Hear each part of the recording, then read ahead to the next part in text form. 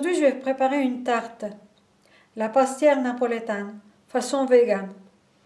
Alors, pour ça, j'ai besoin de 3 verres de farine, 1 verre de sucre glace, un paquet de levure chimique, 1 verre d'huile et un demi-verre d'eau. On met tout dans une saladière et on va travailler ensemble. Ça pour la base. Voici la pâte faite. Je vais l'étendre. La pâte est très friable. Elle doit avoir cette consistance. Et je vais la mettre dans un moule préalablement huilé et enfariné de longueur 26 cm et 20 cm de large. Donc, pour pouvoir la mettre dedans, je vais me servir de mon rouleau à pâtisserie, comme ceci. Et je vais bien le mettre. Voici mon moule garni avec la pâte.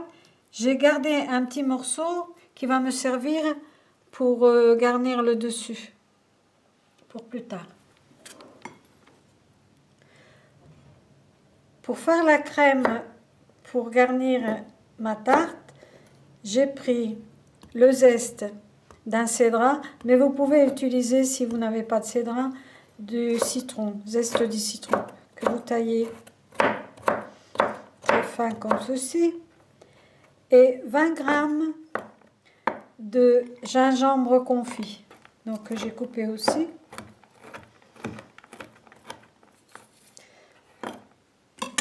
Que vous allez ajouter au grain cuit.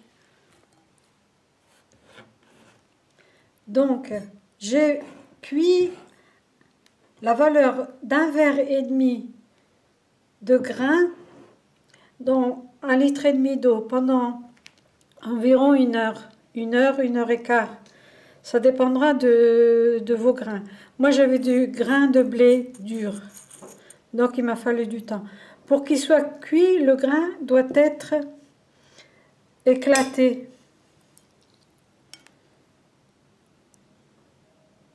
Voici ceci.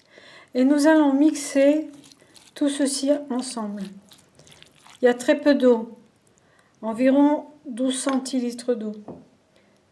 J'ai utilisé le verre de 25 centilitres comme unité de mesure.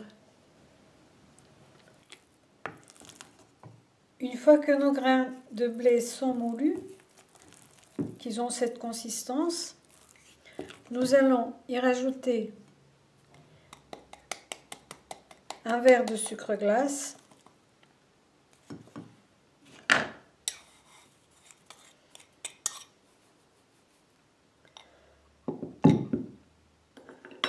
puis 200 g d'amandes.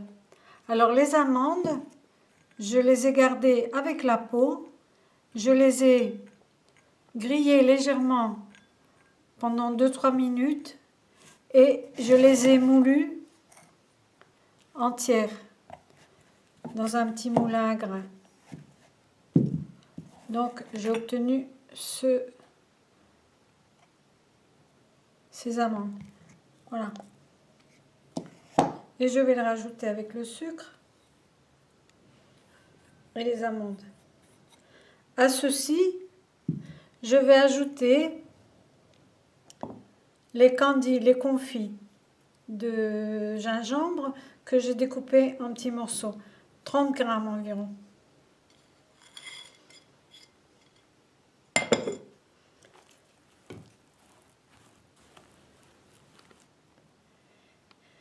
J'ai rempli mon fond de tarte. La consistance est assez dure, comme vous voyez.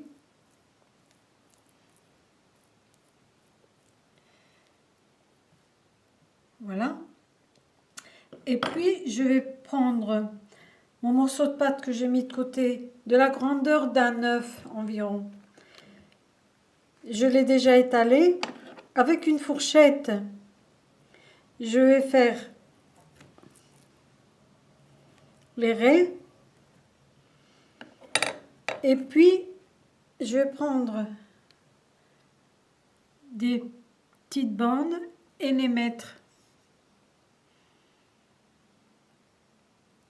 comme ceci sur la tarte. Et je vais enfourner le tout.